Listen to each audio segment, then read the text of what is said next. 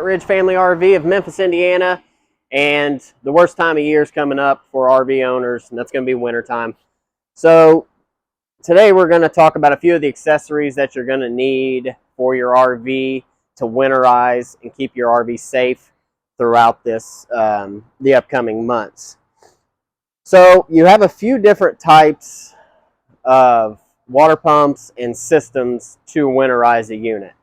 If you have a newer fifth wheel like a Cougar, Montana, Alliance, any of the big major brands we sell, a lot of those will have a water compartment in this front off-door side storage, and you'll see an inlet up here. It usually will say winterizing or freeze guard like this one says, and this one is the easiest to winterize. All you'll need as far as a hose will be just I'm going to use this one for reference, but an old piece of cut off garden hose, anything that has that same screw in you use for your safety. If you have an old garden hose laying around, we cut it off to about 2 foot of length, as long as it has the same end on it, and you'll just screw that in, put it in your jug antifreeze, and then you'll follow either the directions on the side. Typically you'll have a water heater bypass and a winterize that you'll turn on, so that way you're bypassing the water heater, no antifreeze can get into it, and then you're also turning the winterize portion on so it'll start pulling from here instead of trying to pull from the fresh tank below.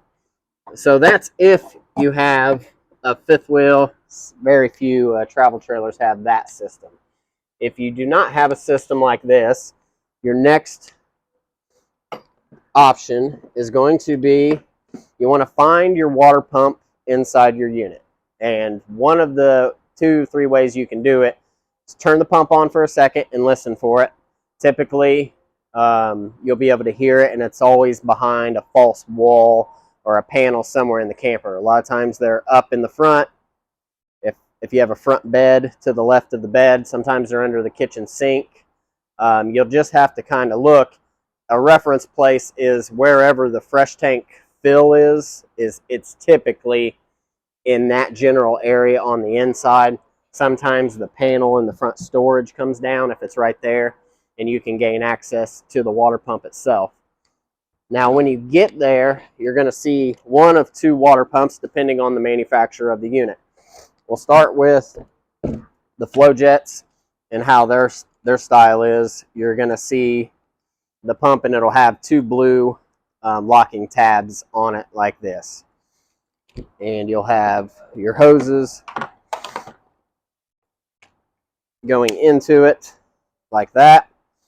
And what you'll do is you'll find out which hose is the inlet side, so which it's pulling from the fresh tank, and you'll remove that side. Now a lot of times they have a little filter on the side that's the inside, so you'll know that that's in.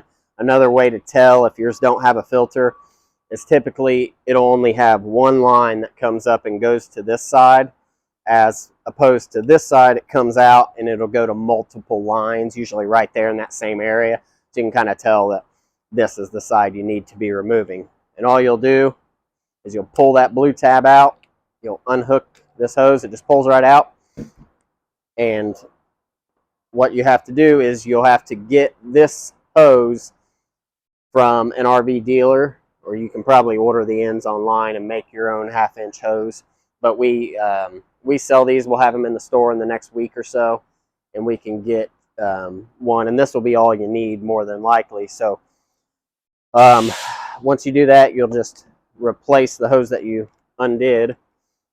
You'll push it in, push the clip lock in, stick it in your jug antifreeze, turn your pump on, and winterize that way. You'll also need to bypass your water heater, of course, but this is more about the accessories that you need.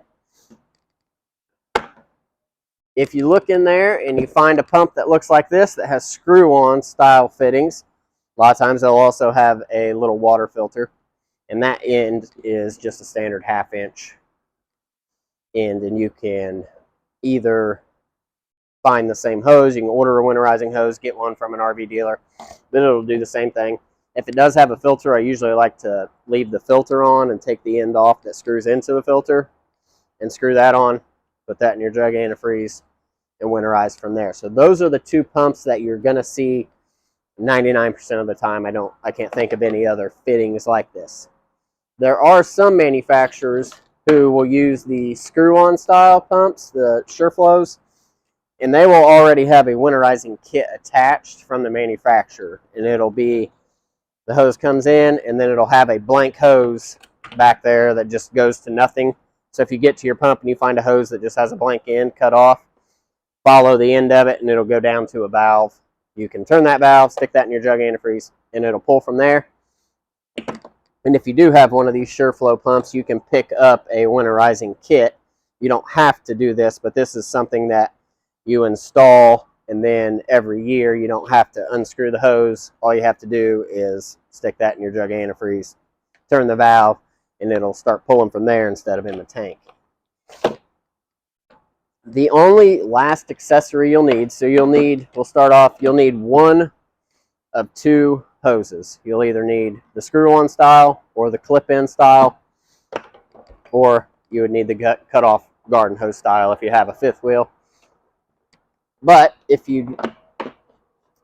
along with those, if you have a sewer flush or a black tank flush, those must be winterized, and that can either, if you have a fifth wheel, these always have outside showers usually right above them, and you can use the shower hose, which I don't have it handy, but it clips into here, and then it has the same end on it, so you could screw it into here, or into your sewer flush, sorry, turn that on once you have antifreeze to this point, and winterize it that way, let it suck out about a quarter of the jug or so, maybe a little less. That way it gets antifreeze in the line from there all the way up to the check valve and down to the tank and pushes that water out. If you don't have that option, you'll want to pick up a transfer pump like this. All RV dealers are going to have these, and you can find them some other places too. It'll have the right end. Your tank flush will look exactly like this one. You screw it in, put the black end in your jug antifreeze, and give it a few pumps to get some antifreeze into that line. So you should only need one hose and one pump if you have a sewer flush. If you don't have a sewer flush, then you won't need this. And you can pick all of these items up at our store here in Memphis. And that's pretty much it for the winterizing. If you don't want to do it yourself, we're offering it this month on $49, so just give our advisors a call and we can get you an appointment in here. Thanks.